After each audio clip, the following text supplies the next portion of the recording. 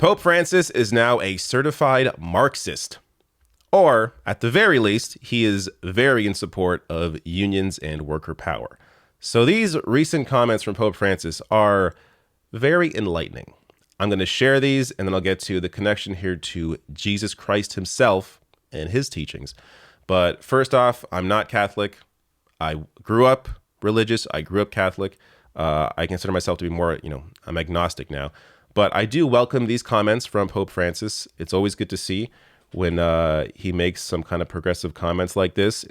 He's made several in the past, not necessarily in terms of workers, but he has in other areas. And it's good to see at least the head of the church trying to change a little bit.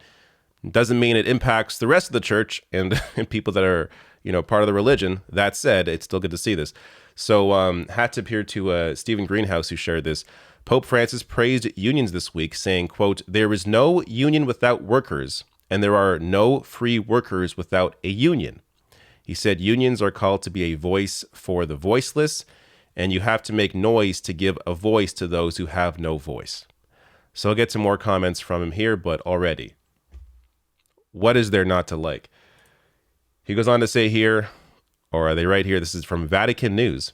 Labor builds society. The Holy Father insisted that work or labor builds society and is a primary form of citizenship from which the community takes its form. He maintained that it is through the relationships between persons and their economic and political projects that the fabric of democracy is brought to life day by day. He emphasized the need for unions to educate people in a sense of work, building fraternity among workers and emphasizing that people are more important than profits. So he has been critical of capital in the past, of massive corporations and their treatment of the environment and of workers. So this isn't necessarily, new from him.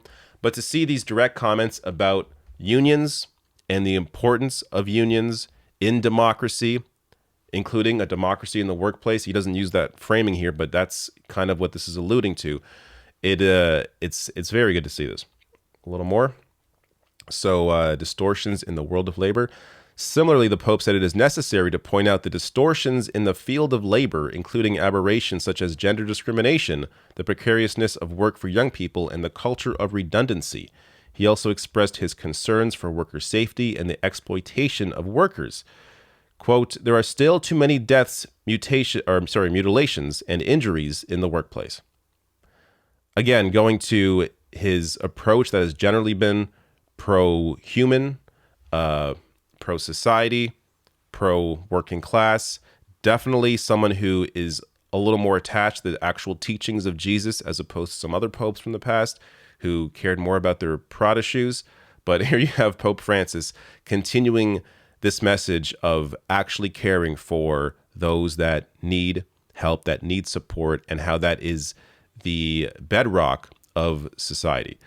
And he ends on some good comments here, concluding his address by thanking unionists for the efforts in favor of the poor, migrants, the weak, and people with disabilities, and the unemployed. And he invited them to also care for those who choose not to join unions because the unions have lost their trust, while at the same time calling them to make room for youth responsibility before finally entrusting them to the protection of St. Joseph.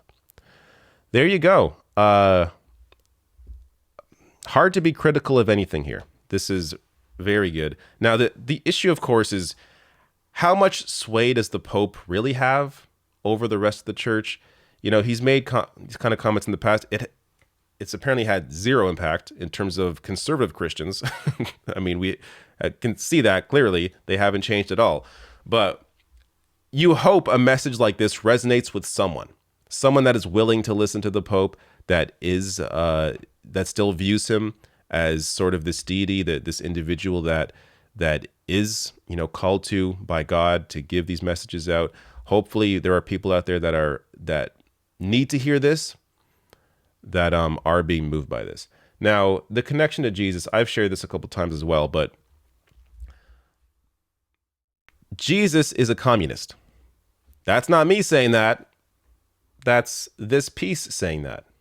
Jesus is a communist. And it's like this should be common knowledge. Look, I grew up, again, I grew up Catholic. I know these stories, these teachings. He very clearly is a communist. I mean, of course, actual communism didn't exist around the Jesus time. But if he were alive today, he would be a communist based on these teachings. Just a few examples here that are so clear. We can read stories about Jesus' emphasis on communal practices like sharing meals and labor and starting the tradition now referred to as communion. We can also see that he has a particular interest in the needs of people who his society would rather abandon, such as women who had committed adultery and those with leprosy or physical disabilities. He tells his followers to forgive their debtors, that they should not store up treasures on earth, and that they cannot serve both God and money. In Matthew 21, he becomes so enraged by people using a temple for economic exchange, he starts flipping tables. In Matthew 19, a rich man approaches him for instruction, and Jesus tells him to give up all his possessions and give the money to the poor. And this is the clearest one. Quote, "It is easier for a camel to go through the eye of a needle than for someone who is rich to enter the kingdom of God," Jesus said in Matthew 19:24.